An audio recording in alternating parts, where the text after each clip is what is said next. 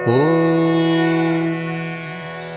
दुर्गेति चतुर्थ्यन्त स्वाहान्तो मे शिरोवतु। मन्त्रः षडक्षरोऽयं च भक्तानां कल्पपादपः।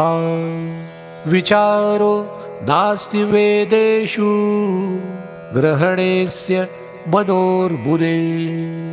मन्त्रग्रहणमात्रेण विष्णुतुल्यो भवेन्नरः। मम वक्त्रं सदा पातु ॐ दुर्गायै नमोऽन्ततः। ॐ दुर्गे रक्षयति च कण्ठं पातु सदा मम। ॐ ह्रीं श्रीमिति मन्त्रः स्कन्धं पातु निरन्तरं। ह्रीं श्रीं क्लीं पृष्ठं च पातु मे सर्वतः सदा। ह्रीं मे वक्षस्थलं पातु हस्तं श्रीमिति सन्ततं। श्रीं ह्रीं क्लीं पातु सर्वाङ्गं स्वप्ने जागरणे तथा। प्राच्यां मां प्रकृतिः पातु पातु वह्नौ च चण्डिका। दक्षिणे भद्रकाली च नैऋत्यां च महेश्वरी। वारुण्यां पातु वाराही वायव्यां सर्वमङ्गला।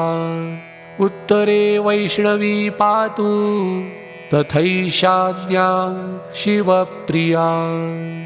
जले स्थले चान्तरिक्षे पातु मां जगदम्बिका। इति ते कथितं वत्स कवचं च सुदुर्लभम्। यस्मै कस्मै न दातव्यं प्रवक्तव्यं न कस्यचित्। गुरुमभ्यर्च्य विधिवद्वस्त्रा अलङ्कारचन्दनैः। कवचं धारयेद्यस्तु सोऽपि विष्णुर्न संशयः।